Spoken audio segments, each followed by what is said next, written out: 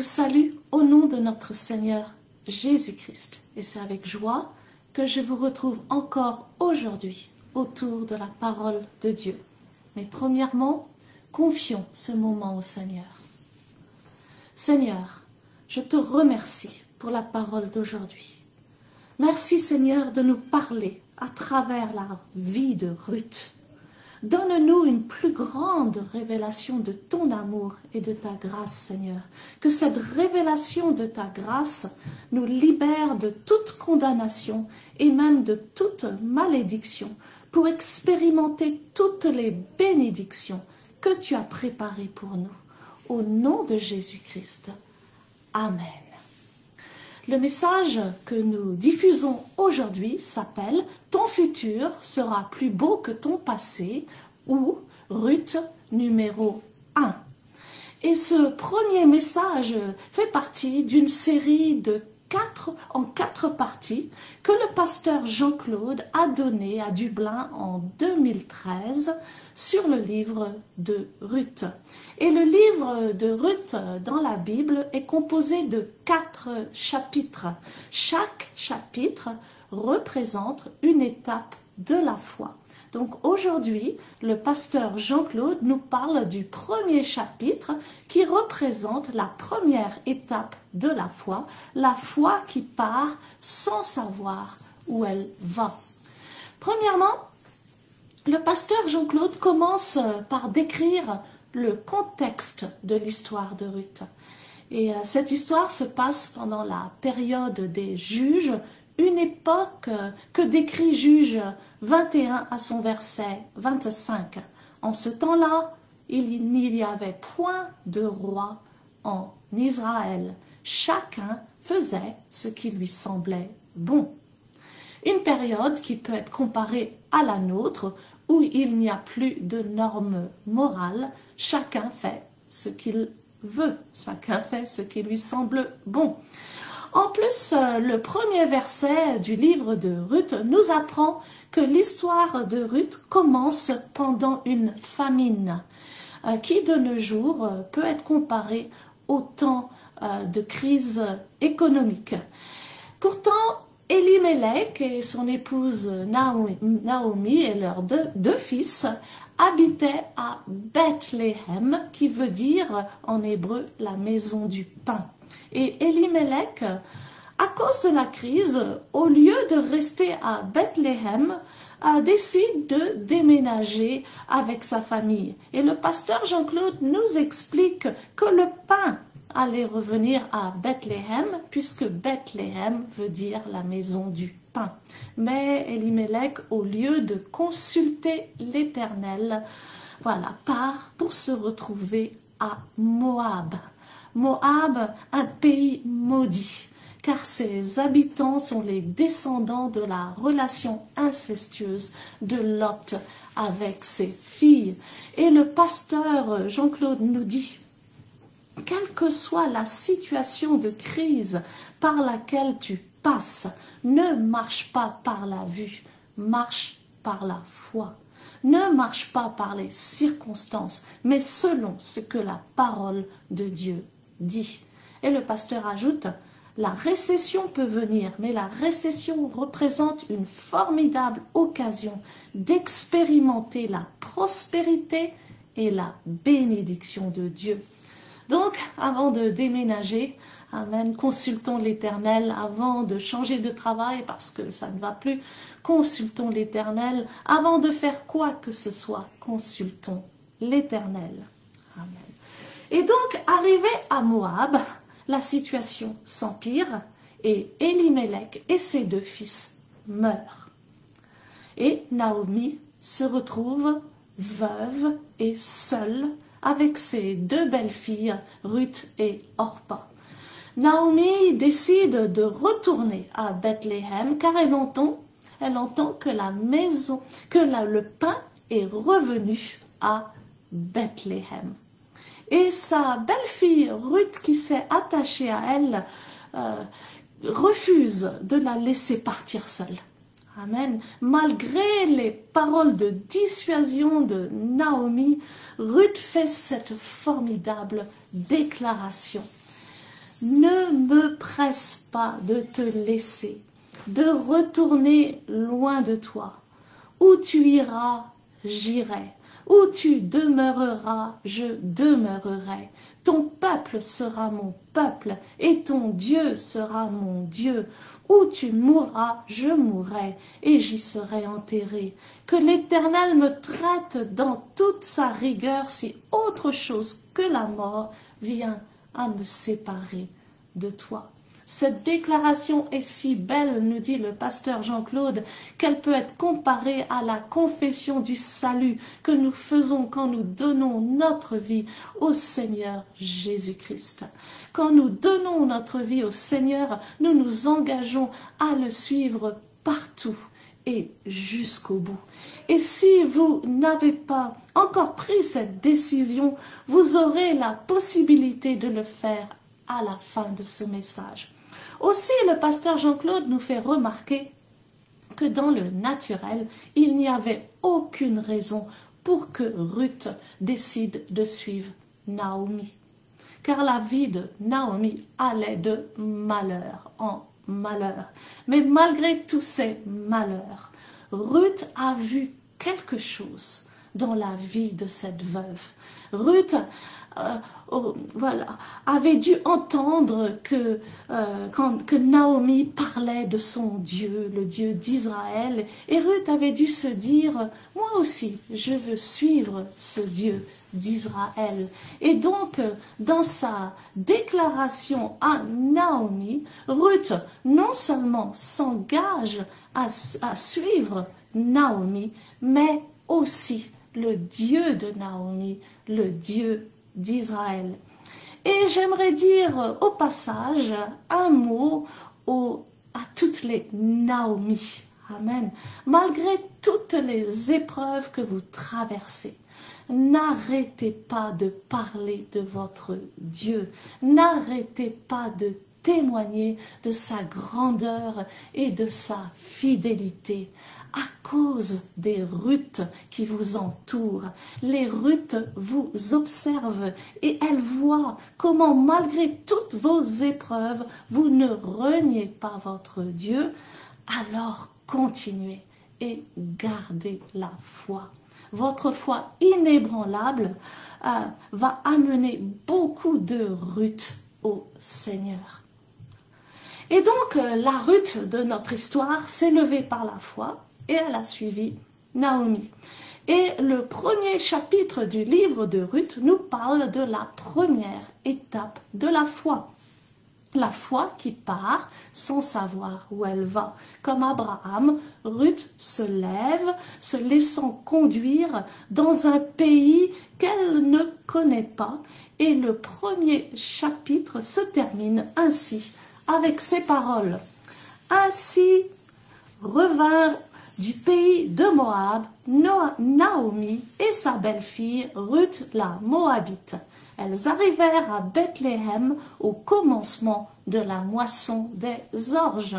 Cette moisson des orges annonce de grandes bénédictions qui arrivent. Et donc, se laissant conduire par la foi, Ruth va rentrer dans sa destinée, rencontrer son mari et leur union va même changer le cours de l'histoire. Alors, je vous encourage à ne pas rater la suite de cette très belle histoire de Ruth pendant les semaines à venir sur notre chaîne YouTube. Mais aussi, pour mieux bénéficier des trésors, des révélations qui sont cachées dans cette belle histoire, je vous encourage à lire pour vous-même le livre de Ruth dans la Bible. Par ces lectures, vous allez recevoir de plus grandes révélations sur l'amour et la grâce de Dieu. Et à la fin de l'histoire, nous allons voir comment Dieu va retourner la malédiction qui était sur Ruth. Ruth va être bénie malgré le fait qu'elle est moabite. Et les Moabites, en fait, étaient tellement bénis, tellement maudits. Les Moabites étaient vraiment maudits. Et Dieu avait même déclaré dans Deutéronome 23, à son verset 3, « L'Ammonite et le Moabite n'entreront point dans l'assemblée de l'Éternel, même à la 10e génération et à perpétuité. Mais malgré la malédiction qui était sur sa vie, Ruth est rentrée dans l'assemblée d'Israël. Elle est rentrée dans l'assemblée de l'Éternel. Et le pasteur Jean-Claude nous dit, Dieu n'est pas un Dieu de loi, mais un Dieu de grâce. Dieu t'aime à un tel point qu'il est capable de changer sa loi juste pour te bénir. Si nous mettons notre foi en lui, il va briser toutes les malédictions de génération dans nos vies. Avant d'écouter ensemble le message d'aujourd'hui, je vous rappelle notre rencontre le samedi 28 juin 2025. Donc nous organisons à Paris la rencontre des amis de la foi victorieuse. Nous voulons rassembler tous ceux qui aiment le ministère La Foi Victorieuse et sont encore bénis par ce ministère. Alors venez nombreux et venez avec vos amis. J'ai la foi que Dieu va faire de grandes choses lors de notre rencontre. Prions. Seigneur, alors que nous écoutons l'enseignement d'aujourd'hui, merci de nous montrer combien tu es le Dieu de la grâce qui retourne les situations. Comme pour Ruth, Seigneur, merci de renverser la malédiction en bénédiction sur la vie de tes enfants, alors qu'ils s'engagent par la foi à te suivre jusqu'au bout. Au nom de Jésus-Christ. Amen. Que le Seigneur vous bénisse abondamment. Bien-aimés dans le Seigneur, je vous salue au nom de notre Seigneur Jésus-Christ. Je suis le pasteur Jean-Claude Ponsou du ministère La Foi Victorieuse. Alors ce soir, j'ai le plaisir et l'honneur de partager avec vous un message particulier que le Seigneur a mis dans mon cœur. Et j'ai l'assurance et la foi que à la fin de ce message, la vie de quelqu'un ne sera plus la même, la foi de quelqu'un ne sera plus la même, mais va augmenter parce que nous allons nous rendre compte au travers de l'étude que nous allons faire que Dieu est un Dieu de grâce et que sa grâce est disponible à toute personne qui est vraiment prête à croire en lui, à recevoir son Fils, notre Seigneur Jésus-Christ, comme son Seigneur et Sauveur. Alors l'histoire dont nous allons faire l'étude tourne autour de la vie d'une femme. Cette femme s'appelle Ruth. Et nous savons que dans la Bible, nous trouvons deux livres qui portent des noms de femmes. Nous avons le livre d'Esther et nous avons le livre de Ruth. Esther était une juive qui avait épousé un païen et Ruth est une païenne qui va épouser un juif. Et dans l'histoire de Ruth, nous allons découvrir la grâce de Dieu, l'amour de Dieu, la compassion de Dieu. Et j'ai la foi qu'à la fin de cette étude, la vie de quelqu'un sera guérie, restaurée et resplendissante d'une espérance nouvelle. Alors, le titre que le Seigneur m'a inspiré de donner à cet enseignement est le suivant. Ton futur sera plus beau que ton passé. Ton futur sera plus beau que ton passé. Donc je vais vous inviter à suivre avec moi, à entrer avec moi dans cette merveilleuse histoire que nous trouvons dans la vie de Ruth. Je vous invite dans le livre de Ruth, à partir du premier chapitre. Le livre de Ruth est un livre subdivisé en 4 chapitres. Et chacun des 4 chapitres porte une dimension importante, une certaine dimension de la foi. En sorte que, en parlant de Ruth, je peux aussi l'intituler Ruth ou les 4 étapes de la foi. Nous allons voir ces 4 étapes de la foi au fur et à mesure que nous évoluons dans l'étude de l'histoire de Ruth. Donc je vous invite dans Ruth chapitre 1 et je vais commencer à lire le premier verset. Alors Ruth chapitre 1, la Bible nous dit: du temps des juges, il y eut une famine dans le pays. Alors, tout de suite, nous voyons que la Bible nous place dans une période historique pour nous parler de Ruth.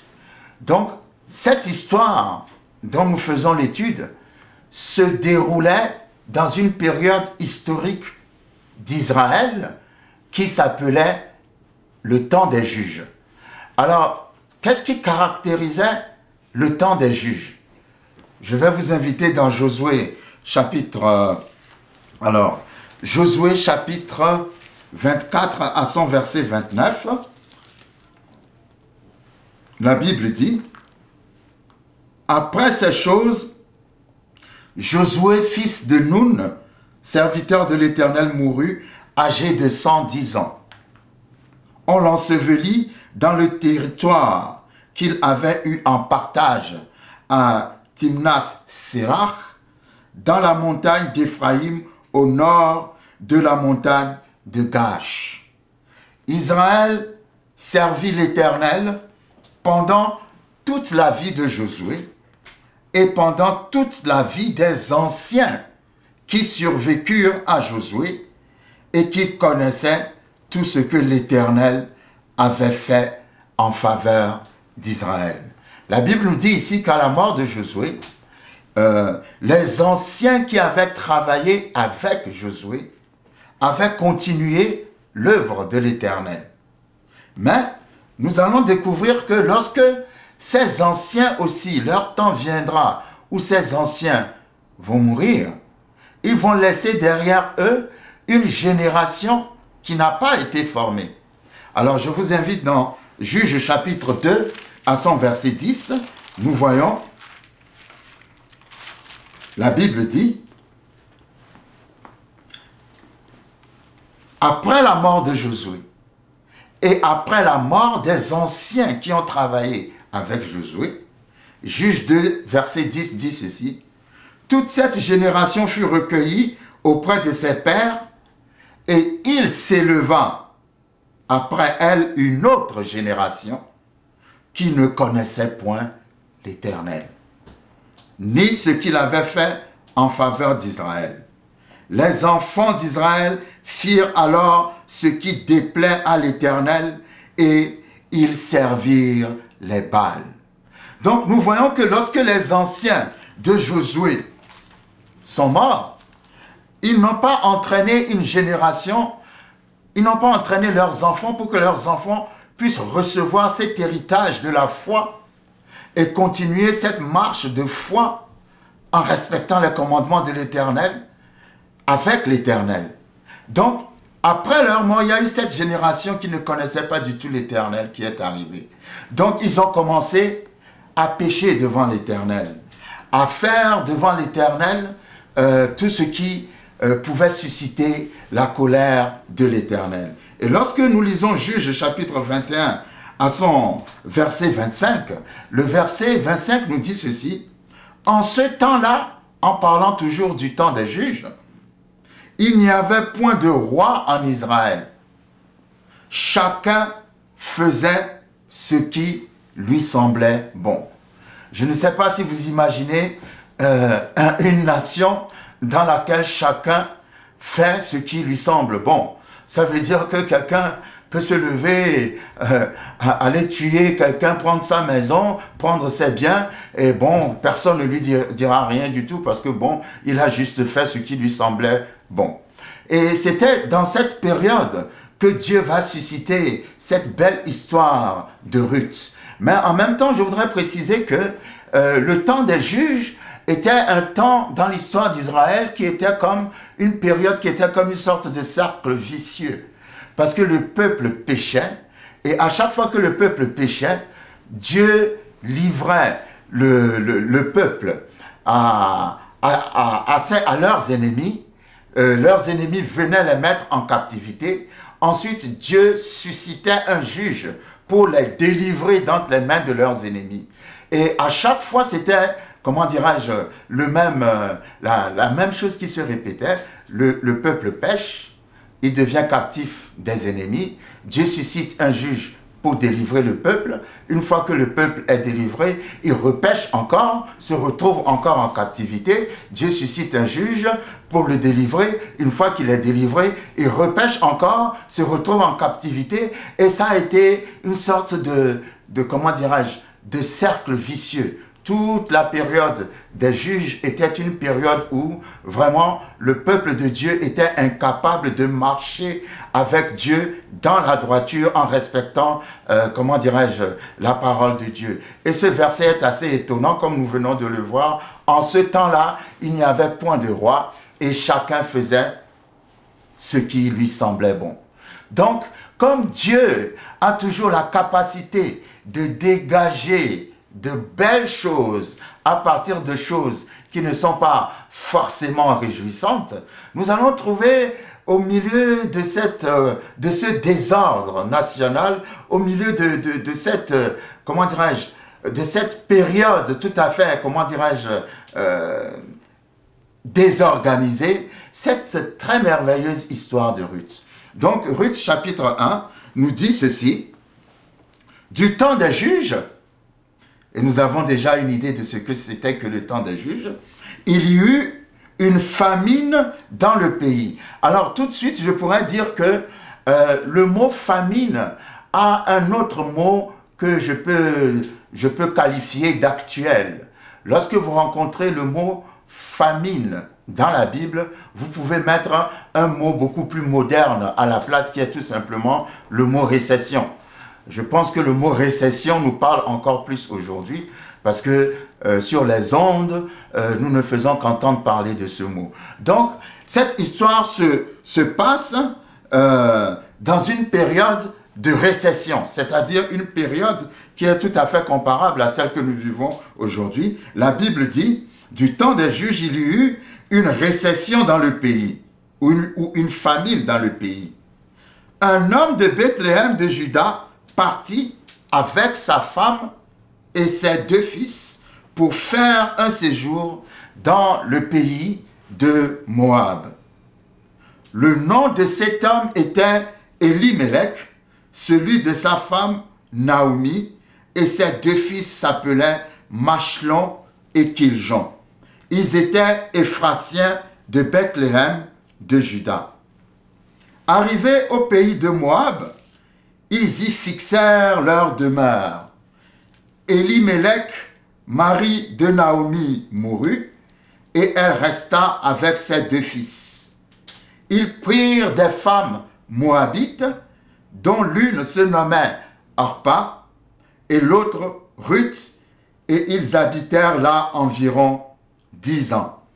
Machlon et Kiljon moururent aussi tous les 2, et Naomi resta privée de ses 2 fils et de son mari.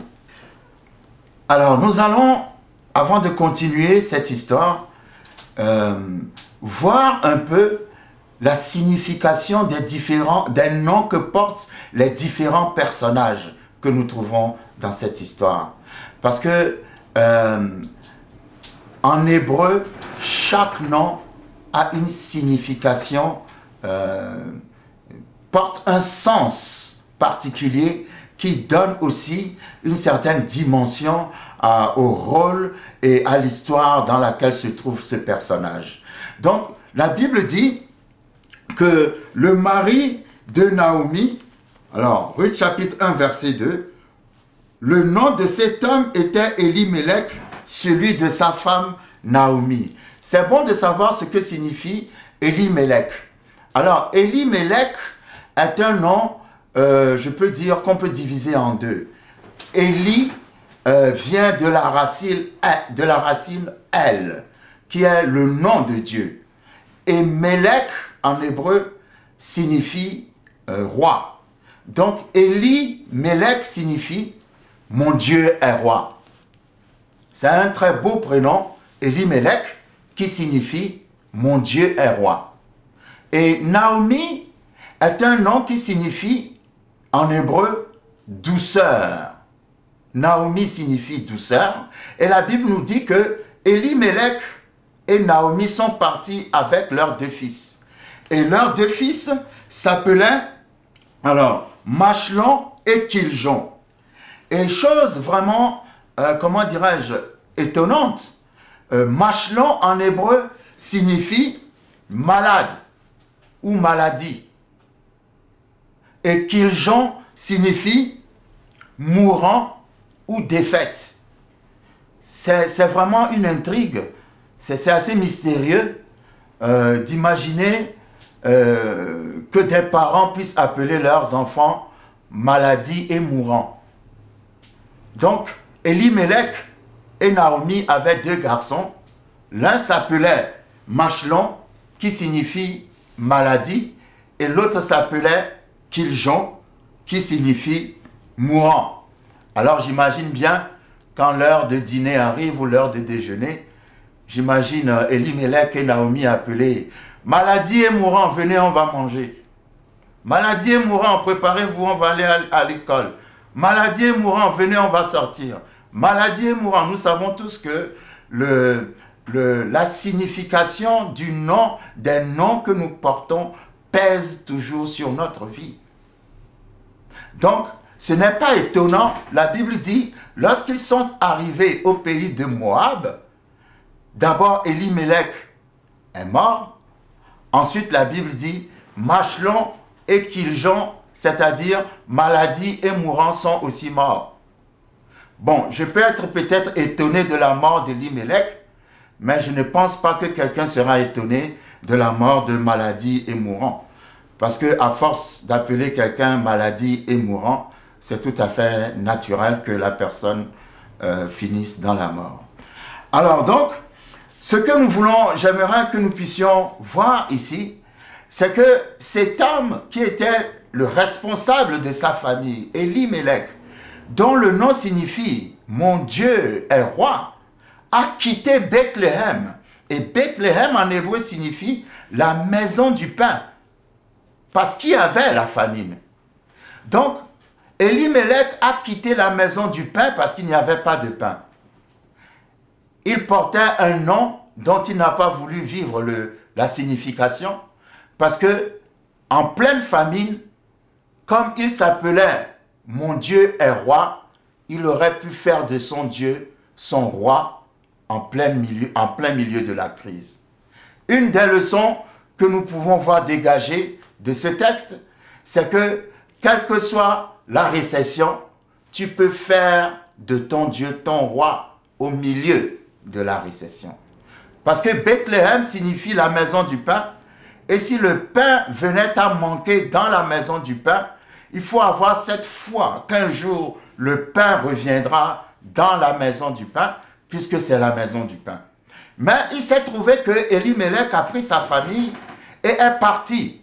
Et ils sont partis où? Ils sont partis, la Bible dit, dans le pays de Moab. Avant que nous puissions parler de Moab, je voudrais rester un peu au niveau de la récession, de la famine qui a provoqué le départ de Elimelech et de toute sa famille. Il n'y a rien de mal à déménager parce qu'il y a une crise, une récession ou une famine. C'est une réaction tout à fait normale et tout à fait humaine. Mais la Bible dit que nous sommes des enfants de Dieu. Ça veut dire quoi? Ça veut dire qu'avant de prendre toute décision, nous devons d'abord demander si c'est la volonté de notre Dieu. Parce que 2 Corinthiens chapitre 5, à son verset 7 dit ceci: nous ne marchons pas par la vue, mais nous marchons par la foi. Ou autrement dit, nous ne marchons pas par les circonstances, mais nous marchons selon ce que la parole de Dieu dit. Et de ce point de vue, Elimelech a commis une erreur. Il aurait dû faire de son Dieu son roi au milieu de la famine. Mais il a quitté la famine, il est parti sans demander la volonté de Dieu. Ensuite, ce que nous devons aussi comprendre par là, c'est que lorsque nous étudions la parole de Dieu, le plus souvent, Dieu suscite la crise pour bénir ses enfants. En pleine crise, en pleine récession, le monde peut crier crise, manque, récession, mais l'Église doit toujours dire prospérité. Parce que lorsque nous prenons les différentes famines qui sont arrivées dans la parole de Dieu, nous verrons que c'est pendant cette période de crise, justement, que Dieu a béni ses enfants. Donc, la récession peut venir, mais si nous sommes les enfants de Dieu, la récession représente pour nous une formidable occasion d'expérimenter la prospérité et la bénédiction de Dieu. Lorsque nous prenons Genèse chapitre 26, vous verrez dans ce texte que la Bible dit Isaac était chez des Philistins et la famine ou la récession s'est déclenchée dans le pays des Philistins. Et donc, tout le monde a commencé à déménager pour aller vers l'Égypte. Et lorsque Isaac aussi voulait prendre sa famille et déménager, Dieu lui a dit, je veux que tu restes dans la famine. Et la Bible dit, Isaac a semé dans la famine et dans la même année, il a récolté 100 fois plus. Et Dieu a commencé à le prospérer. Dieu a commencé à l'enrichir. Il est arrivé à un niveau de richesse tellement élevé que même le roi du pays était devenu jaloux de lui. Mais comment Isaac a eu sa prospérité? C'était en plein milieu de la récession. Je prie dans le nom de Jésus, pendant que le monde crie récession, que toi tu cries prospérité. Je prie dans le nom de Jésus, pendant que le monde crie manque, que les enfants de Dieu crient abondance. Je prie dans le nom de Jésus, pendant que le monde dit, nous portons des fardeaux, nous ne savons pas comment nous en sortir, que les enfants de Dieu disent, venez avec nous, parce que notre Dieu est le Dieu de l'abondance. Dieu a toujours béni pendant la crise. Dieu ne veut pas te frapper pendant la crise, mais il va utiliser... Quel témoignage peux-tu avoir en tant qu'enfant de Dieu si Dieu te bénit parce que tout va bien? Ce n'est pas un témoignage. Non, c'est pendant que tout va mal que tout va bien aller avec toi. Et les gens vont dire, mais comment se fait-il que toi tu ne souffres pas autant que nous? Alors tu vas leur parler de ton Dieu. Donc Elimelech est parti avec sa famille et ils sont arrivés au pays de Moab. Alors Moab, ou les Moabites dont on parle dans la Bible, nous allons essayer de voir d'où vient ce nom et ce que représente ce territoire dans lequel Elimelech a emmené sa famille. Nous voyons que, arrivé dans ce territoire, malheureusement, Elimelech est mort et ses deux garçons aussi sont morts. Et Naomi est restée toute seule. Pour savoir qui est Moab et comprendre qui sont les Moabites, je vais vous inviter dans le livre de Genèse. Alors, Genèse chapitre 19 à son verset 30, nous allons découvrir l'origine des Moabites.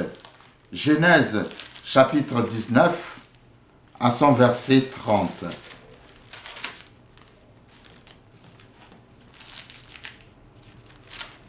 Alors, je lis, la Bible dit,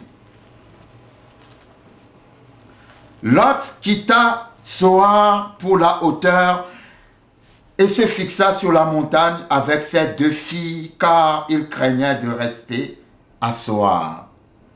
il habita dans une caverne, lui et ses 2 filles. L'aîné dit à la plus jeune, « Notre père est vieux, et il n'y a point d'homme dans la contrée pour venir vers nous selon l'usage de tous les pays. Viens, faisons boire du vin à notre père et couchons avec lui, afin que nous conservions la race de notre père. » Elles firent donc boire du vin à leur père cette nuit-là, et l'aîné alla coucher avec son père.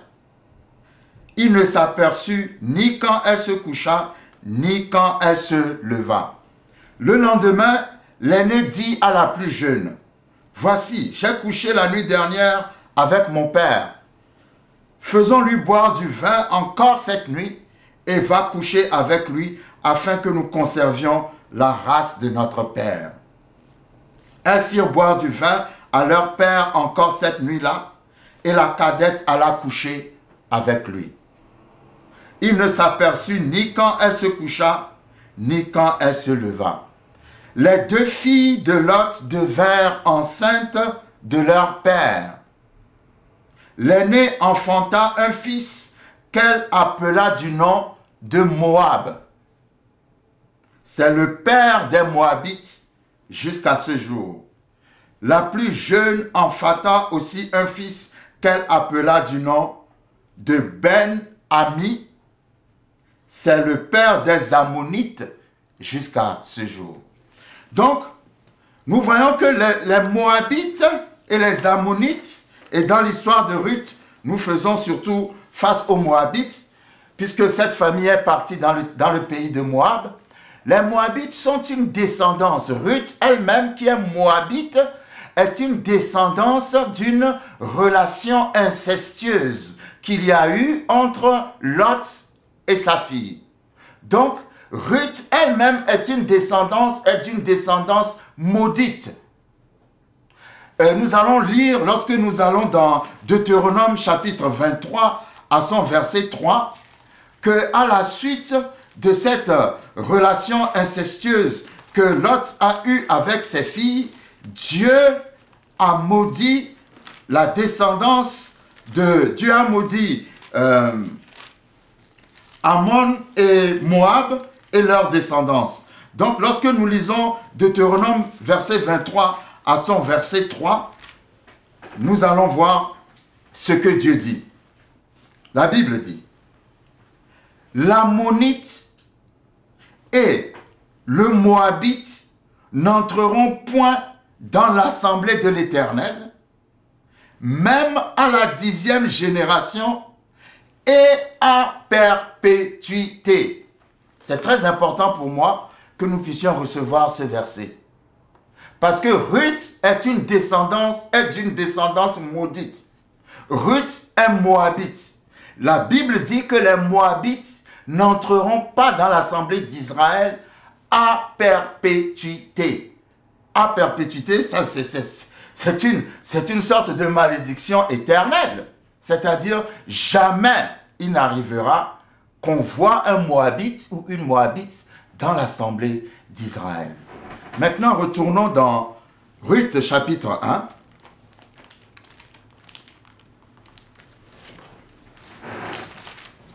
Donc, Elimelech, à cause de la famine, a quitté Bethléem, qui est une terre de bénédiction, pour aller s'installer avec sa famille à Moab, qui est une terre de malédiction. Il vaut mieux souffrir dans un endroit où il y a la bénédiction que de chercher à être heureux dans un endroit où il y a la malédiction.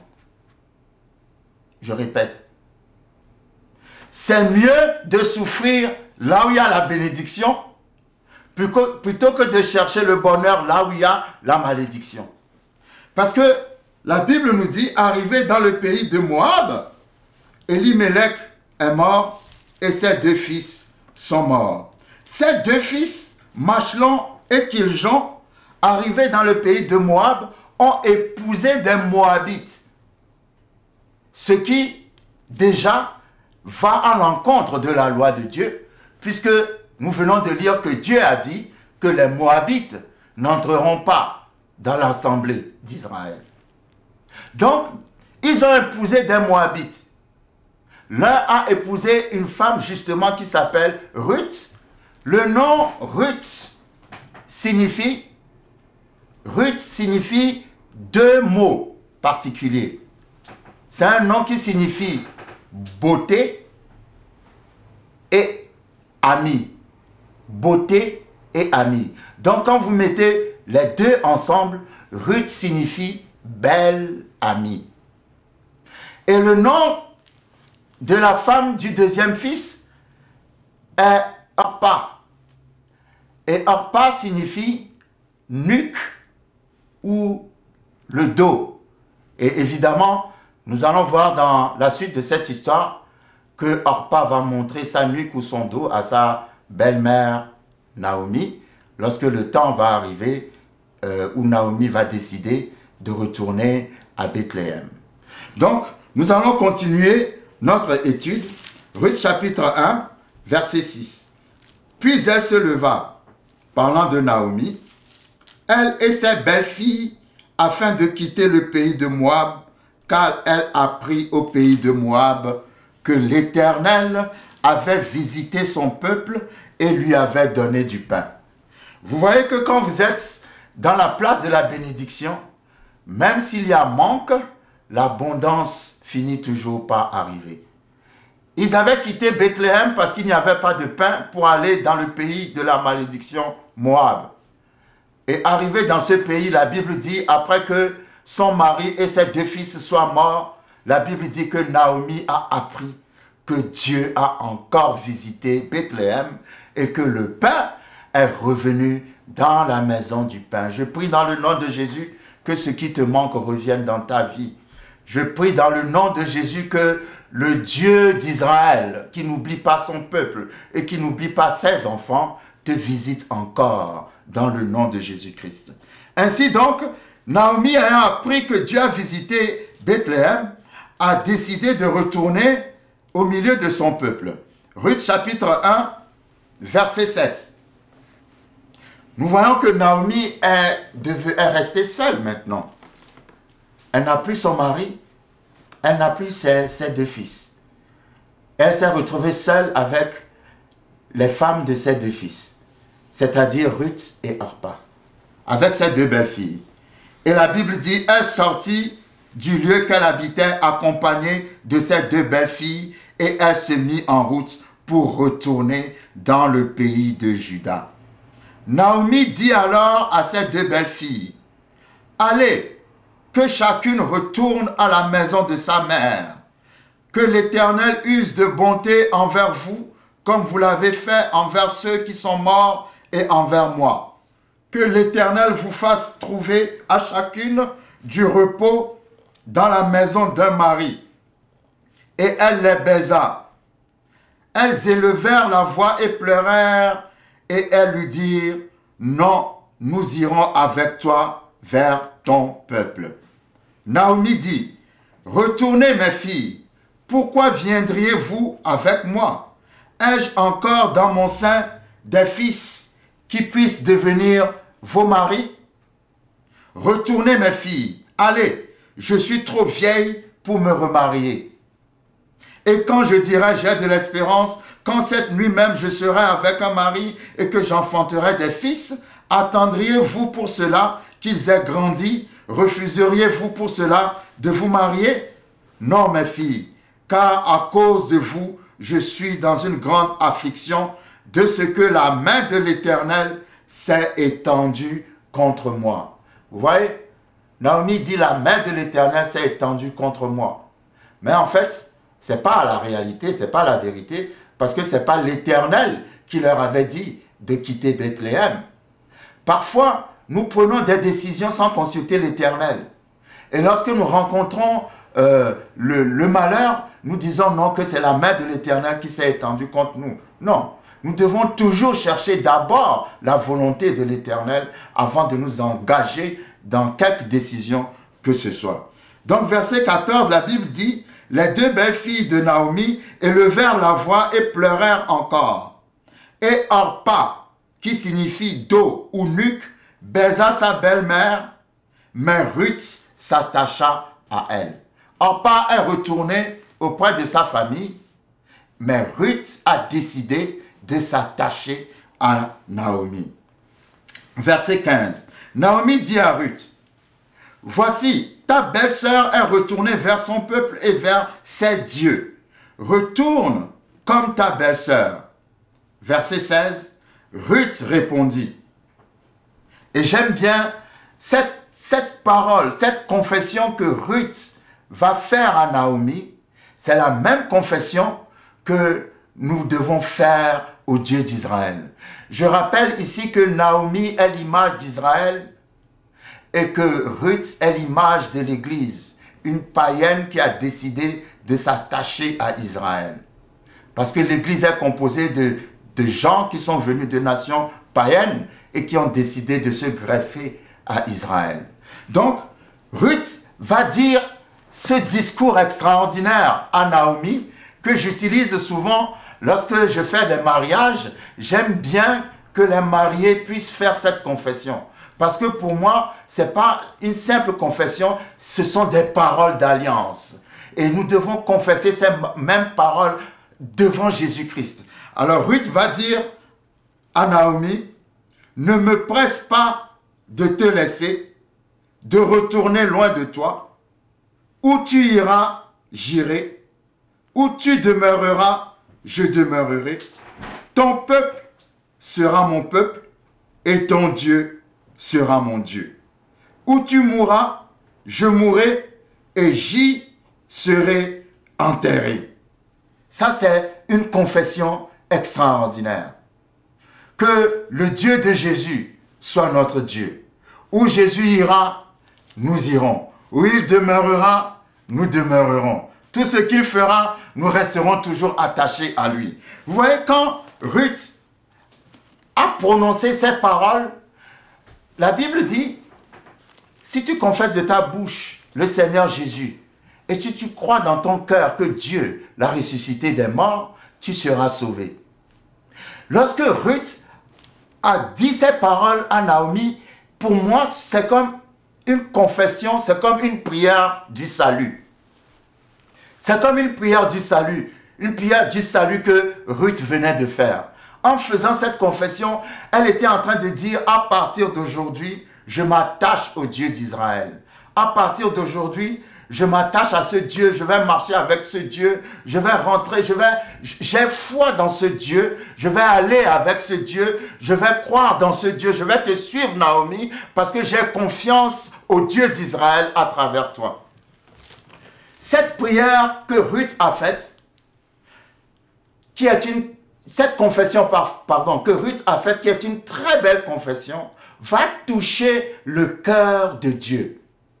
Exactement comme quand nous confessons, Seigneur Jésus, je reconnais que tu es le Fils de Dieu, je reconnais que je suis pécheur, que tu es venu sur cette terre, tu es mort et ressuscité pour moi, je t'accepte dans ma vie, je te reçois dans mon cœur comme mon Seigneur et Sauveur, à partir d'aujourd'hui, sois le berger de ma vie. Amen. Lorsque nous faisons cette parole, cette confession, ces paroles touchent le cœur de Dieu.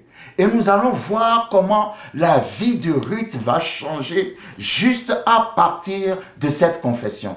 C'est une confession qui est tellement belle que j'aimerais la reprendre encore. Ne me presse pas de te laisser, de retourner loin de toi. Où tu iras, j'irai. Où tu demeureras, je demeurerai.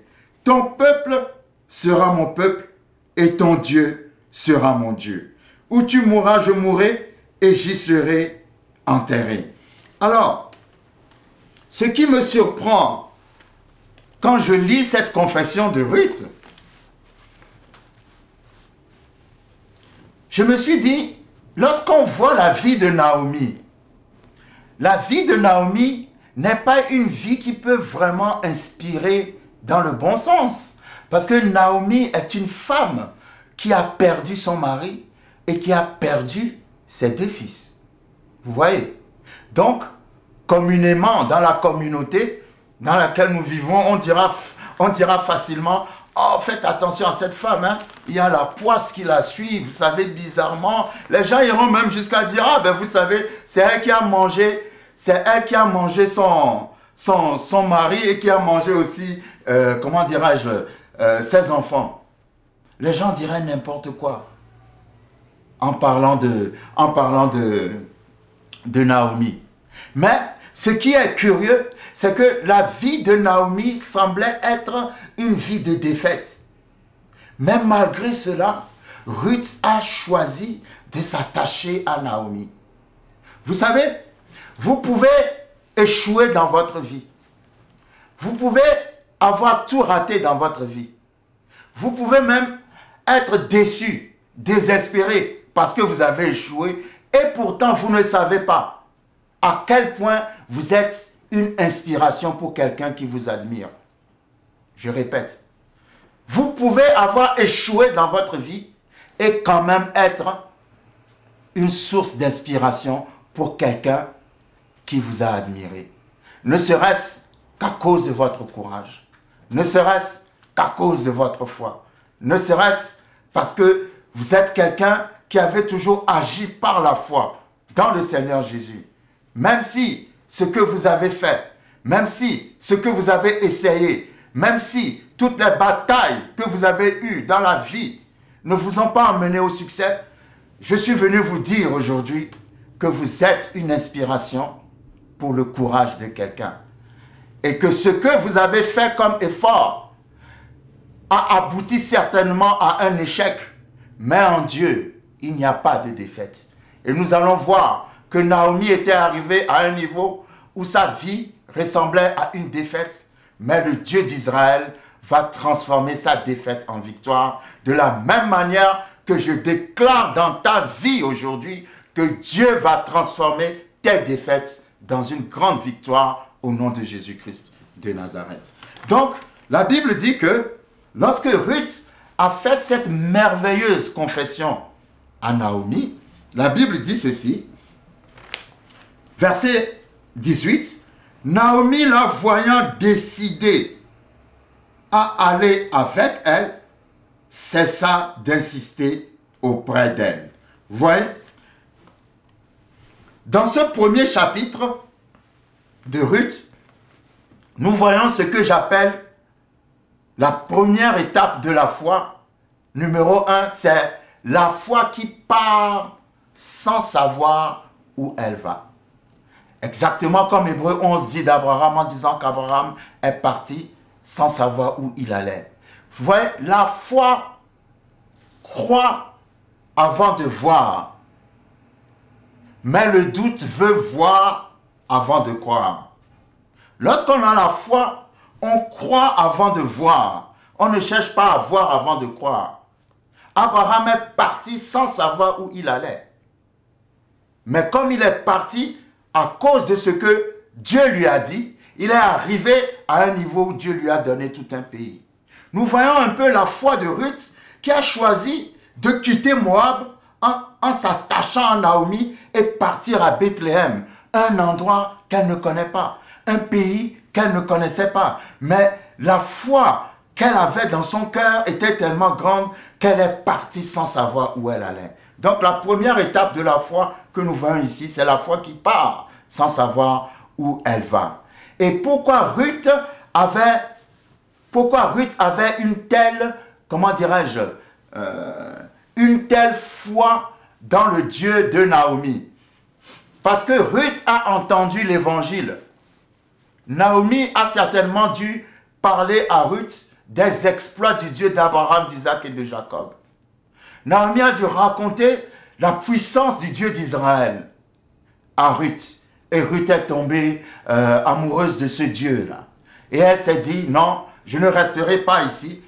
Quelqu'un doit se dire, je ne resterai pas ici. Si tu n'as pas encore reçu Jésus comme ton Seigneur et Sauveur, c'est l'occasion pour toi aujourd'hui. Dieu ne veut pas que tu restes dans ton incrédulité. Parce que Ruth a décidé, non, je ne resterai pas ici, je vais aller avec toi parce que moi aussi, je veux rencontrer ce grand Dieu d'Abraham, d'Isaac et de Jacob. Aujourd'hui, je t'invite à la rencontre de ce Dieu. si tu es prête à faire avec moi cette prière. Seigneur Jésus, je viens à toi aujourd'hui. Je reconnais que tu es le Fils de Dieu. Je reconnais que je suis pécheur. Je reconnais que tu es venu sur cette terre mourir pour mes péchés. Aujourd'hui, vous voyez, la Bible dit que Naomi, voyant que Ruth était décidée, la foi est une décision.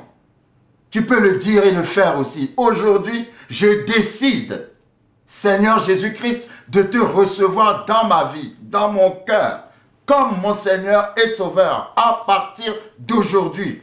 Que ma vie soit dans tes mains, sois le berger de ma vie. Amen. Si tu as fait cette prière avec foi et sincérité, alors ce qui va arriver à Ruth va t'arriver aussi, au nom de Jésus-Christ. Donc la Bible dit, lorsque nous voyons Ruth, chapitre 1, à partir du verset 19, elles firent ensemble le voyage jusqu'à leur arrivée à Bethléem. Et lorsqu'elles entrèrent dans Bethléem, toute la ville fut émue à cause d'elles, et les femmes disaient, « Est-ce là Naomi ?» Elle leur dit, « Ne m'appelez pas Naomi, appelez-moi Mara. » Parce que Naomi signifie douceur, et Mara signifie amertume. C'est de Mara que vient le prénom Marie. Et Naomi dit, car le Tout-Puissant m'a rempli d'amertume. Comme nous l'avons vu tout à l'heure, le Tout-Puissant ne l'a pas rempli d'amertume. C'est parce qu'ils ont pris eux-mêmes une décision qui finalement les a remplis d'amertume. Le Tout-Puissant ne veut pas te remplir d'amertume.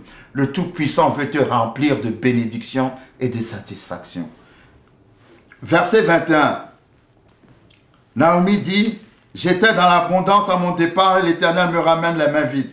Pourquoi m'appelleriez-vous Naomi après que l'Éternel s'est prononcé contre moi et que le Tout-Puissant m'a affligé? Non, ce n'est pas le Tout-Puissant qui t'a affligé. Verset 22. Ainsi revinrent du pays de Moab Naomi et sa belle-fille Ruth la Moabite. Elles arrivèrent à Bethléem au commencement de la moisson des orges. Alors j'aime bien, ce que j'aime bien ici, c'est que elles sont arrivées au commencement de la moisson. Elles ne sont pas arrivées au commencement de la semence. Elles sont arrivées au commencement de la moisson. Elles sont arrivées dans la période de la récolte. Elles sont arrivées dans la période de la moisson. Ça veut dire quoi pour moi? Ça veut dire que lorsque vous décidez d'accepter le Seigneur Jésus comme votre Seigneur et Sauveur, lorsque vous faites une confession aussi belle que celle que Ruth a faite à Naomi, automatiquement, le Seigneur vous fait arriver dans une moisson. Parce que dans la moisson, vous ne venez pas pour semer, vous venez pour récolter. Et là, nous allons voir comment Dieu va bénir Ruth. Parce que Ruth va commencer à récolter, à moissonner des choses qu'elle n'a pas semées, mais tout simplement parce qu'elle a décidé que le Dieu d'Israël sera son Dieu. Le Dieu d'Israël va retourner sa vie et la malédiction dont elle est sortie va devenir bénédiction. Qui vous dit que Dieu n'est pas un Dieu de bénédiction? Qui vous dit que Dieu ne peut pas briser la malédiction? Nous voyons dans la vie de Ruth que Ruth n'avait pas le droit d'entrer dans l'assemblée d'Israël parce qu'il y avait sur elle cette malédiction, parce qu'elle descendait d'une descendance maudite à cause de la relation que Lot a eue avec ses filles. Et Dieu lui-même, dans sa loi, a dit non, les Moabites n'entreront pas dans l'assemblée d'Israël. Mais Dieu n'est pas un Dieu de loi. Dieu est un Dieu de grâce.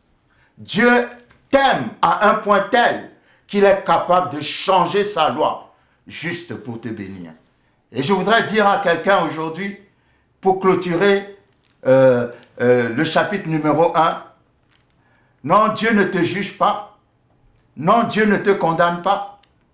Dieu dit, si tu as foi en moi, je vais briser la malédiction dans ta vie.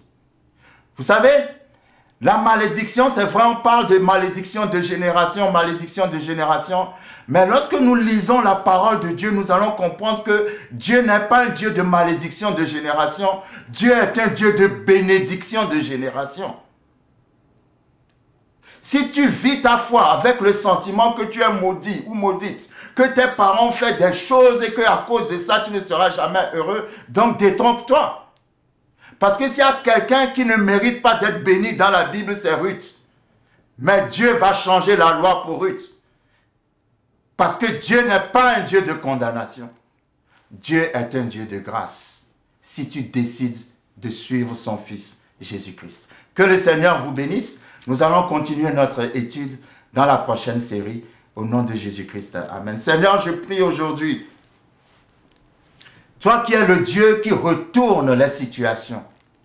Toi qui es le Dieu qui change le mal en bien. Toi qui es le Dieu puissant, le Dieu vivant, le Dieu qui restaure. Merci de ce que tu étends tes mains visibles, Seigneur, sur tes enfants. Quelle que soit, Seigneur, la malédiction qui agit dans leur vie jusqu'à maintenant, au nom de Jésus-Christ de Nazareth, je viens à l'encontre de cette malédiction. Et j'ai la foi que cette malédiction est brisée de la même manière que tu l'as brisée sur la vie de Ruth. Au nom de Jésus-Christ. Amen.